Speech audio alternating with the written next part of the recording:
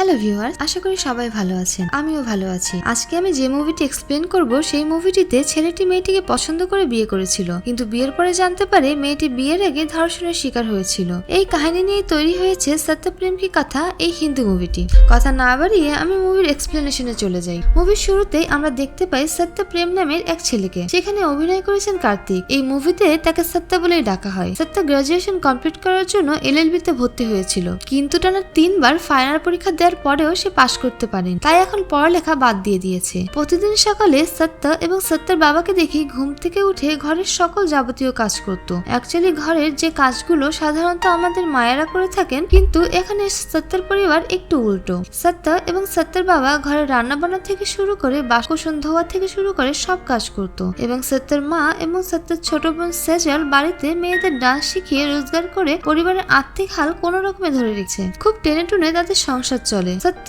এলাকার তার থেকে ছোট ছোট ছেলেরাও বিয়ে করে ফেলেছে, কিন্তু সত্যের এখনো বিয়ে হচ্ছে। তাই সত্য সবসময় তার বাবা মাকে বিয়ের জন্য চাপ দিত, কিন্তু সত্য তো বেকার, তাকে কে মেয়ে দিবে, কে বিয়ে করবে? এই জন্য তার মা বাবা সত্যের বিয়ে নিয়ে ভাবতো না। সত্য তার বাবার সাথে একদম ফ্রি ছিল, বাপ ছেলে একেবারে বন্ধুর মতো। এখানে সত্য তার বাবার সাথে 1 বছর আগের একটি ঘটনা খুলে বলেন। সত্য 1 বছর আগে একটি জলসায় গিয়েছিল এবং সেখানে গিয়ে দেখতে পায় কথা নামের একটি মেয়ে ডান্স করছিল। সত্যের কথাকে এখানে দেখা মাত্রই খুব ভালো লেগে যায়। মানে প্রথম দেখাতে এই মেয়েটির প্রেমে পড়ে যায়। লাভ এট ফার্স্ট সাইট। ডান্স শেষে সত্য মেয়েটির সাথে কথা বলতে আসে। সত্য কথাকে পটানোর জন্য ফ্লার্ট করতে শুরু করে, কিন্তু কথা তাকে জানিয়ে দেয় যে তার বয়ফ্রেন্ড রয়েছে এবং তার বয়ফ্রেন্ডের নাম হচ্ছে তপন। সত্য একথা শুনে বলে কথা নামের সাথে তপন নামটি একেবারেই যায় না। দুজনের নাম দিয়ে তো একটি হ্যাশট্যাগও তৈরি হবে না, অথচ কথা নামের সাথে তার নামের একটি সুন্দর হ্যাশট্যাগ তৈরি হবে সত্য প্রেম কি কথা। একথা শুনে কষা হেসে দেয়। ঠিক তখনই কথার বয়ফ্রেন্ড তপন ওখানে গাড়ি নিয়ে চলে আসে এবং কথা তখন তার বয়ফ্রেন্ডের সাথে চলে যায়। তখন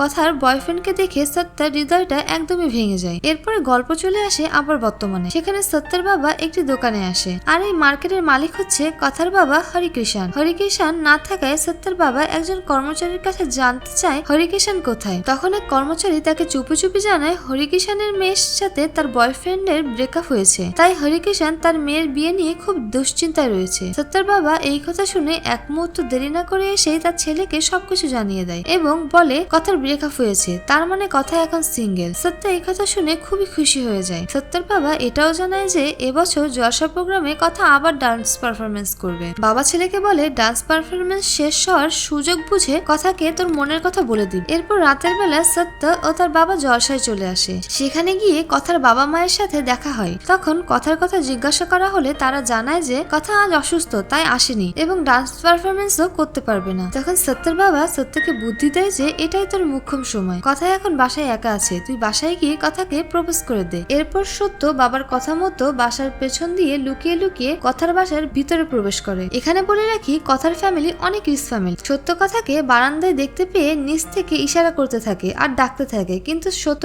কোনো কথার রেসপন্স দিচ্ছিল না কথা। তাই সত্য মই দিয়ে উপরে উঠে যায়। সত্য যখন তার কাছে যায় তখন দেখে কথার অবস্থা খুবই মর্মান্তিক। সে মাথা ঘুরে সত্যের গায়ের উপর লুটিয়ে পড়ে। সত্য তখন তার হাতের দিকে তাকিয়ে দেখে কথা ব্লেড দিয়ে তার হাতের শিরা কেটে ফেলেছে। অ্যাকচুয়ালি সুইসাইড করতে যাচ্ছিল কথা। সত্য আর এক মুহূর্ত দেরি না করেই কথাকে হসপিটালে নিয়ে ভর্তি করিয়ে দেয়। ডাক্তার ট্রিটমেন্ট করার পর মৃত্যুর ঝুঁকি এড়িয়ে কথা স্বাভাবিক হয়। কথাকে বাঁচানোর জন্য সত্যের উপরে সে খুবই রেগে যায়। তাকে কে বলেছিল বাঁচাতে? সে তো ইচ্ছে করে মরতে যাচ্ছিল। ঠিক এই মুহূর্তে কথার মা বাবা তাকে দেখতে হসপিটালে আসে। কথার বাবা সত্যকে জিজ্ঞাসা করে তুমি কি কথার বন্ধু? সত্য বলে না। তখন কথার বাবা বলে বাসায় গিয়েছিলে যে? তখন সত্য সোজাসুজি বলে দেয় যে সে কথাকে পছন্দ করে এবং সে কথাকে প্রপোজ করার জন্য এসেছিল। কথার বাবা সত্যের এমন কথা শুনে একটু অবাক হয়ে যায়। এরপরে দেখি কথার বাবা কথাকে সান্ত্বনা দেওয়ার পরিবর্তে আরো বেশি গালমন্দ করছে, যেন সে মরে গেলেই ভালো হতো। তার মান সম্মান সব ধূলিসাৎ করে দিয়েছে কথা। কথার মা কথার বাবাকে ওখান থেকে বাইরে নিয়ে আসে। বাইরে নিয়ে এসে তার মা তাকে বলে কথাকে ভালো ছেলে থেকে বিয়ে দিয়ে দে, কিন্তু কথার বাবা বলে কথার রিলেশনের ব্যাপারে সবাই জেনে গেছে, এখন কে বিয়ে করবে ওকে।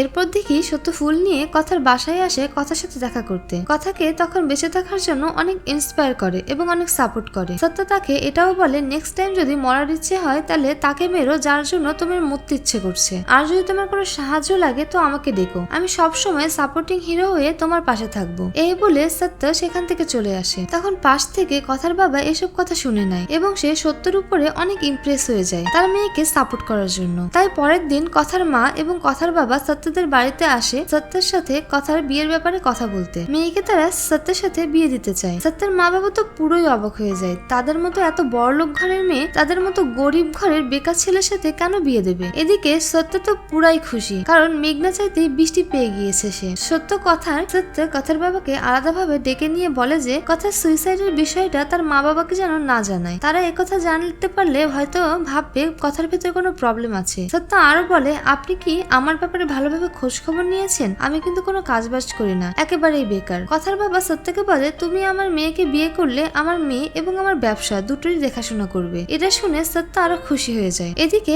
বাসায় যখন কথা জানতে পারে তার বিয়ে সত্যের সাথে ঠিক হয়ে গিয়েছে, তখন কথা তার মা বাবার উপর অনেক রাগারাগি করে। কথা বলে, আমার বিয়ে আর আমার কাছে একবার সোনারও প্রয়োজন মনে করলে না? তখন কথার বাবা কথাকে হুমকি দিয়ে বলে, তুই যদি বিয়ে না করতে চাস তাহলে আমি এখনই সুইসাইড করব। তখন কথার এই বিয়ে মেনে নেওয়া ছাড়া আর কোনো উপায় থাকে না, কিন্তু এই বিয়েতে কথার একটুও মত নেই। এর কিছুদিন পরে কথা এবং সত্যের বিয়ে হয়। কথা এই বিয়েটা শুধুমাত্র তার মা বাবার ইচ্ছা পূরণের জন্য করেছে, সম্পূর্ণ তার নিজের ইচ্ছার বিরুদ্ধে বিয়েটি করেছে।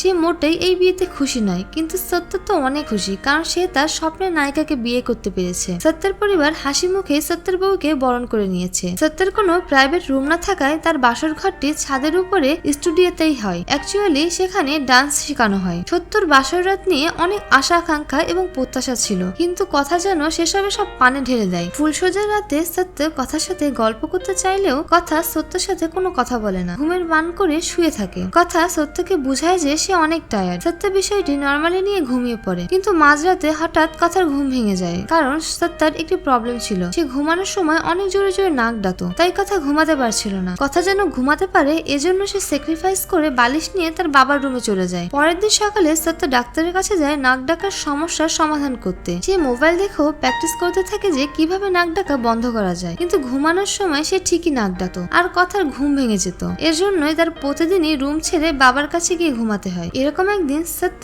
আবারও কথার কাছে ঘুমাতে যায়, কিন্তু সে আবার নাক ডাকে এবং বরাবরের মতো কথা তাকে রুম থেকে চলে যেতে বলে। কিন্তু সত্য তখন কথাকে বোঝানোর চেষ্টা করে তারা যদি একসাথে না ঘুমায় তাহলে নেক্সট প্রজন্ম কিভাবে আসবে, বাচ্চা কাচ্চা কিভাবে হবে। তখন কথা রেগে গিয়ে কঠিন এক সত্য বলে দেয়। কথা সত্যকে বলে দেয় তার শারীরিক চাহিদার প্রতি কোনো আগ্রহ নেই, কারণ সে এসেক্সুয়াল। এর মানে হচ্ছে যাদের এসেক্সুয়াল সমস্যা থাকে তাদের সেক্সের প্রতি কোনো আগ্রহ থাকে না। কথা সত্যকে এটাও জানায় এই সমস্যার জন্য তার বয়ফ্রেন্ড তাকে ছেড়ে চলে গিয়েছিল। একথা শোনার পরে সত্য অনেক কষ্ট পায়। বিয়ে করেছে অথচ স্ত্রীর কাছে স্বামীর যে অধিকার থাকে স্ত্রীর কাছে সেই অধিকার থেকে সে বঞ্চিত হচ্ছে। একটি ছেলের কাছে এর থেকে বড় কষ্ট আর কি হতে পারে। অ্যাকচুয়ালি কথা সত্যকে এই কথাগুলি বলে কারণ সত্য যেন তার থেকে দূরে সরে থাকে। এজন্য পরের দিন সত্য শ্বশুরের দোকানে এসে শ্বশুরের সাথে অনেক রাগারাগি করতে থাকে। বিয়ের আগে কেন তাকে এই সত্যিটা জানানো হয়নি, তার মেয়ে যে এক্সেক্সুয়াল। কথার বাবা বিষয়টি বুঝতে পেরে সত্যকে বোঝাতে থাকে। সে বলে, দেখো কথার মনের অবস্থা ভীষণ খারাপ, কিছুদিন আগে সে সুইসাইড পর্যন্ত করতে গিয়েছিল। তুমি যেন কথার থেকে দূরে থাকো এজন্য হয়তোবা এই অজুহাতটি সে তোমাকে দিয়েছে।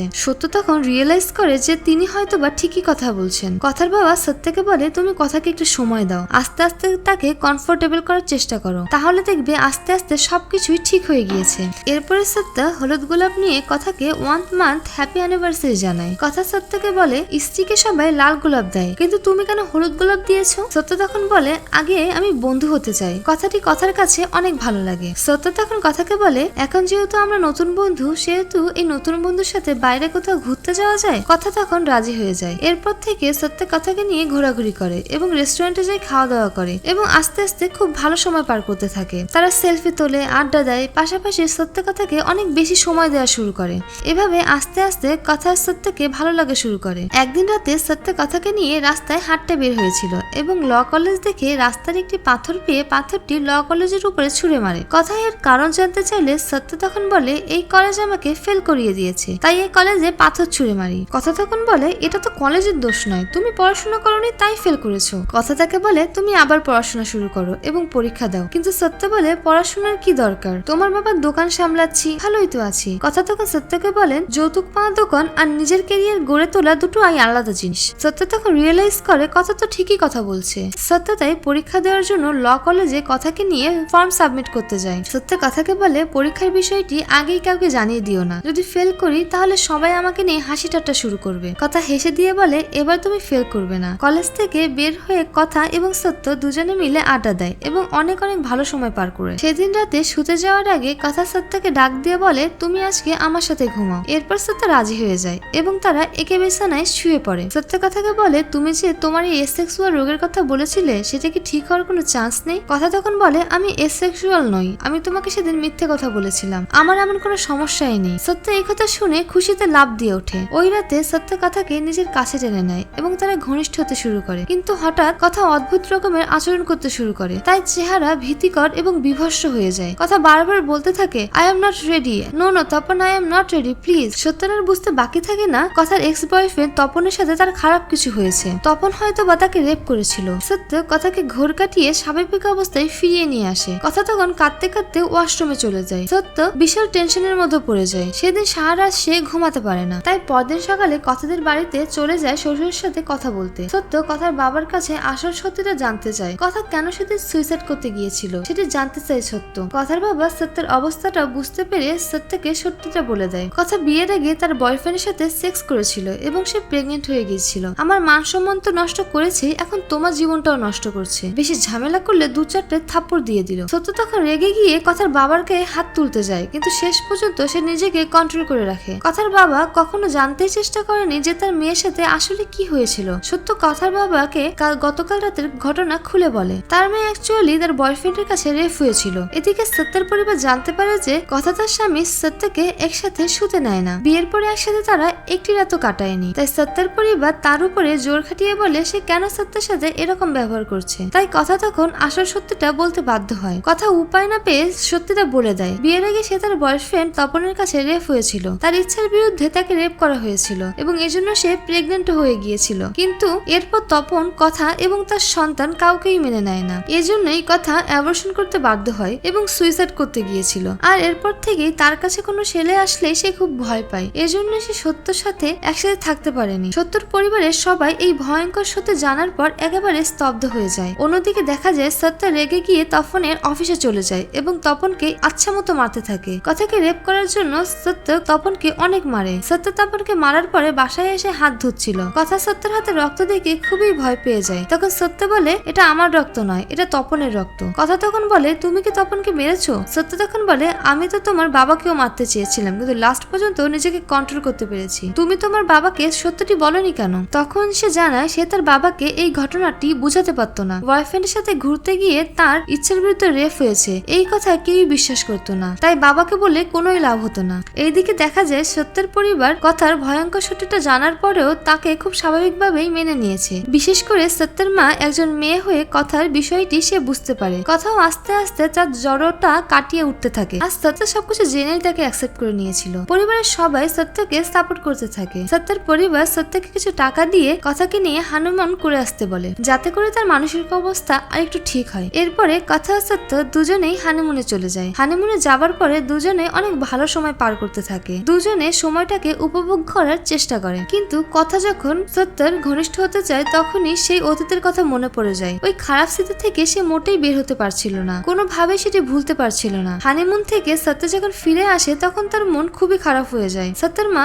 সত্যের মন খারাপ দেখে সত্যের অবস্থা বুঝতে পারে, এই জন্য সে ছেলেকে অনেক সান্ত্বনা দিতে থাকে। সে বলে তুই যদি কথাকে সবসময় সাপোর্ট করিস, কাছে থাকিস, সঙ্গ দিস, তাহলে এই সময় সবকিছু ভুলে যাবে, তাহলে এক সময়ও সবকিছুই ভুলে যাবে এবং সবকিছুই ঠিক হয়ে যাবে। এরপরে সত্য কথার জীবনে ঘটে যাওয়া অতীত নিয়ে কিছু ভাবছিল, এই বিষয়ে কোনো একটা পদক্ষেপ নেওয়া দরকার ছিল। একদিন কথা তার নিজেদের বাড়িতে একটি পূজার আয়োজন করে। ঠিক সেই সময় সত্য একটি ফাইল নিয়ে এসে কথাকে সেই ফাইলে সাইন করতে বলে। কথা জানতে চায় এটা কিসের ফাইল। তখন সত্য কথাকে জানায় যে এটা তপনের নামে রেপ কেস করার ফাইল। পাশ থেকে সত্যের বাবা এটা শুনতে পায়। সত্যের বাবা সত্যকে বলে কেস করে কোনো লাভ হবে না, কারণ কথা তার নিজের ইচ্ছায় বয়ফ্রেন্ডের সাথে ডেটে গিয়েছিল। সত্য রেগে গিয়ে বলে ডেটে গিয়েছিল তো কি হয়েছে, সে তো অনুমতি দেয়নি, স্পষ্টভাবেই না বলে দিয়েছিল সে। আর কোনো মেয়ে যদি না বলে তো তার মানে নাই হয়, তার উপরে যদি জোর জবরদস্তি করা হয় তখনই তাকে রেপ বলা হয় অথবা ক্রাইম, আর এই ক্রাইম করলে অবশ্যই শাস্তি পেতেই হবে। তখন কথা বলে বাবা ঠিকই বলেছে, কেউই আমার কথা বিশ্বাস করবে না, আর আমি কাউকে কিছু বিশ্বাস করাতেও চাই না। আমার কাছে তুমিই ইম্পর্টেন্ট, আর তুমি যদি আমাকে বিশ্বাস করো এটাই আমার জন্য যথেষ্ট। কিন্তু সত্য